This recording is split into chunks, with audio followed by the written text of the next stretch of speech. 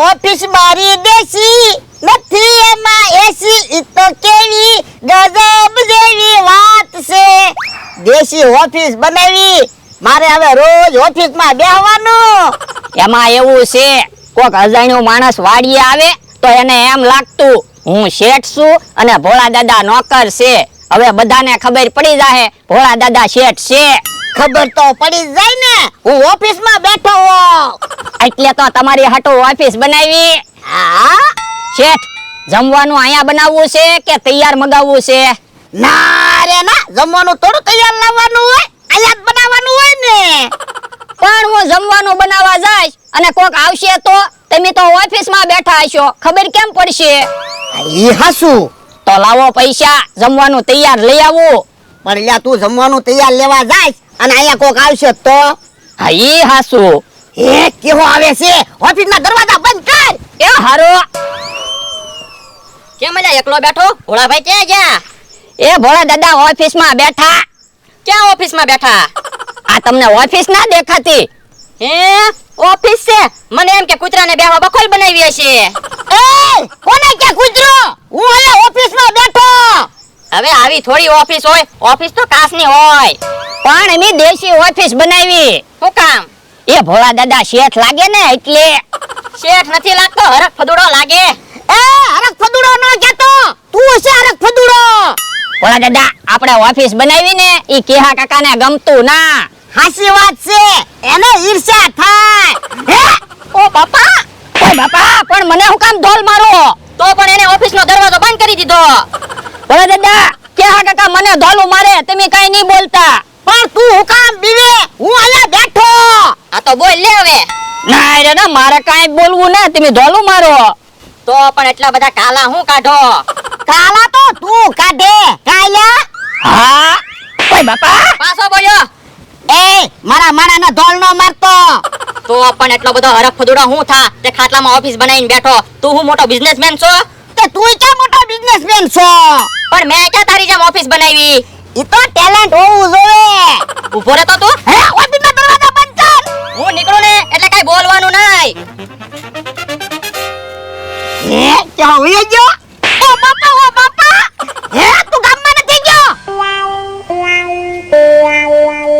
હે આ સારું છું ક્યાં હોઈ ગયો ઓ બાપા હે તું જાય ને આસો આ તો એટલો બધો પાવર નો કરતો નકર ઢીબી નાખીશ ભોળા દાદા કેહા કાકા વૈયા ગયા સાસુ કે હા વયો જો ત્યારે હું નકર હમણાં ઢીબી નાખે તો પણ યો ને કેહા કાકાને પાછા બોલાઈ આવું ના ના હું તો ખોટું ખોટું કહું તો ઠીક હે ઈ મમરાભાઈ આવ્યા હાલો ને જલ્દી હાલો ને નવી રમત ગોઠવી હે હું નવી રમત ગોઠવી તમને માટલા નથી દેખાતા માટલા ફોડવાની રમત ગોઠવી માટલા ફોડવી તો ખોટ ન જાય તો હું નવી રમત છે એ માટલામાં ઇનામ છે એક માટલામાં પૈસાનું બંડલ છે એક માટલામાં પેન છે એક માટલામાં બસની ટિકિટ છે એક માટલામાં મીઠાઈ છે અને એક માટલામાં ટી-શર્ટ છે 200 રૂપિયા ટિકિટ રાખવાની જેને ઇનામ લાગે એ આપવાનું હે તો કોકને પૈસાનું બંડલ નીકળશે તો પૈસાનું બંડલ આપવાનું લ્યો બોલો તો આપણે ખોટ ન જાય એ કારક ખોટે ખાવી પડે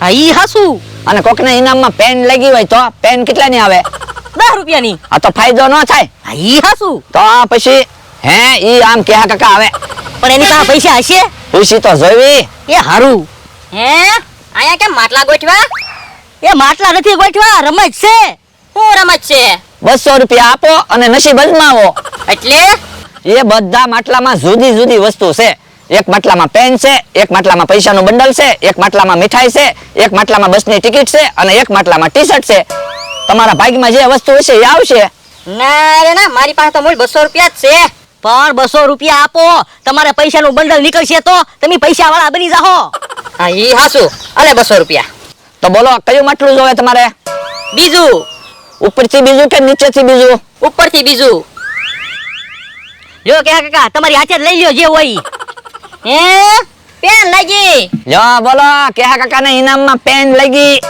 આઈથી નો આલ્યો તો હારું હતું 200 રૂપિયા ગયા પણ તમારે પેન તો આવી ગઈ ને પેન હું કામ લાગે એ તમારે લખવા કામ લાગશે આત્મકથા લખજો આત્મકથામાં મારે હું લખું તમે મને રોજ છત્રી દાવી લખું તો પણ આપો ને બીજા 200 રૂપિયા આમાં નક્કી નહીં પૈસાનું બંડલ આવી જાય હવે 200 રૂપિયા હોવા જોવે ને તો વયા જા વાડીએ બીજું હું યો બોલો ઓલો હરખ ફુદડો ખાટલામાં ઓફિસ બનાવીને બેઠો અને તમે અહીંયા રમતું ગોઠવો હે ખાટલામાં કોણે ઓફિસ બનાવી? ભોળાએ જો બોલો ભોળા દાદા એ ઓફિસ બનાવી તો એ રમત રમવા નહીં આવે.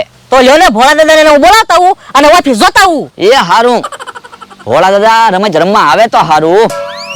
એલા સા બની કે નહીં? મારે ઓફિસમાં ટાઈમ ટુ ટાઈમ સા જોઈશે. તો પણ શેઠ 15 મિનિટ વહેલા સા બનાવવાનું કહેતા હોય તો હું ટાઈમે સા તો બનાવી શકું. એ હારું. લ્યો સા પીવો. હે મમરાભાઈ આવે છે, ઓફિસના દરવાજા બંધ કરી દઉં. એલા ભોળા દાદા ક્યાં ગયા? એ ઓફિસમાં બેઠા. હે આ ઓફિસ છે? હા ભોળા દાદા ઓફિસના દરવાજા ખોલો. કેમ કઈ ખાસ કામ છે? હા એ શું કામ છે? તમારે રમત રમવા આવવાનું છે. ના રે ના, મારે કાંઈ રમત રમવા આવવું ના, મારે ઓફિસમાં બેહવાનું છે. પણ હું શું કહું, તમે રમત રમવા આલો પૈસાના બંડલ આવશે ને તો તમારે હાસુ ઓફિસ બની જાહે. હે ભોળા દાદા ઈ વાત મમરાભાઈ ને હાસી હો. હે પણ હું રમત છે ઈ તો કયો. તમારે ખાલી માટલા ઓળખવાના છે, માટલામાં જે નીકળે ઈ તમારું. હે તો આ રમત રમવા આવી. ઓ બાપા, ઓ બાપા. પણ તમને ખબર તો છે તમે ઓફિસમાં બેઠા તો જોઈને ઊભા થાતા હોય તો. પણ લ્યા ભૂલાઈ ગયું. હાલો હવે વાતો નથી કરવી, રમત રમવા વયા જાવી. એ હારું હાલો. હે મમરાભાઈ તો ભોળા દાદાને એને લઈને આવ્યા. એ હું રમત છે? તમને કીધું તો છે માટલા ઓળખવાના છે. એટલે એ માટલામાં ઇનામ છે, 200 રૂપિયા આપો ને ઇનામ જીતો.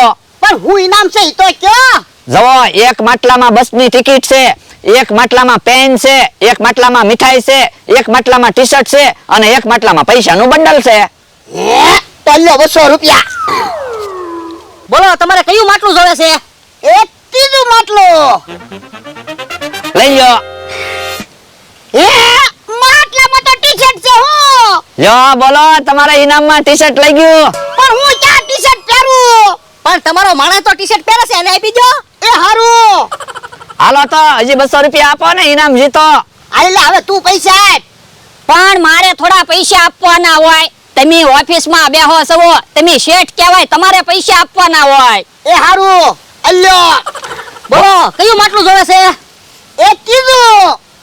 લઈ લો.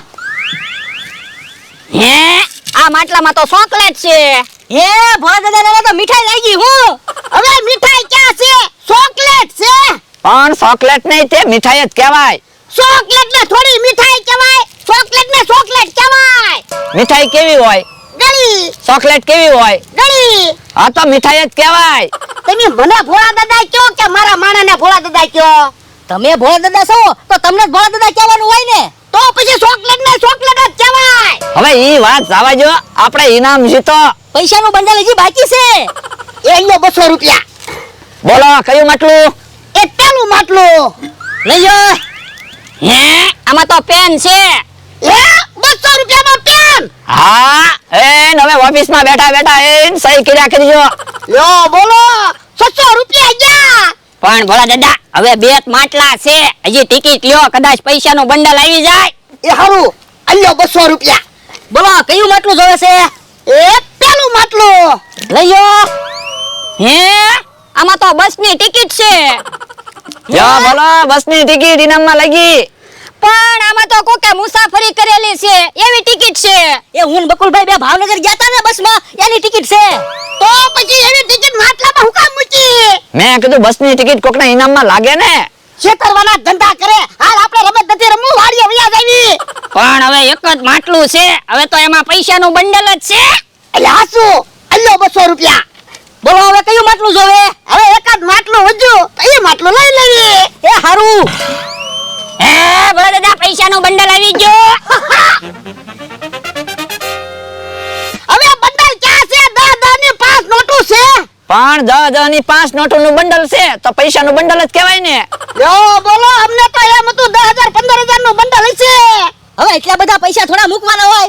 હાલ ને વાડીએ વયા જાવી. એ હારું હાલો ઓફિસમાં બેહવી. હવે ઓફિસમાં નથી બેહવું, 4 વ્હીલ લઈ લે, ગામમાં નાસ્તો કરવા જાવી. એ હારું. એલા ઉભા રહ્યો, ફરીને રમત રમી, હજી મે પૈસાના બંડલ લેવું મૂકવી. ભયા ગયા. યો બોલો.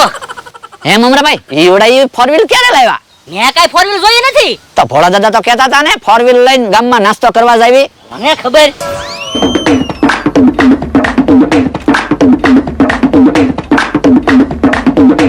કે હા કાકા એક બાજુ રહેજો.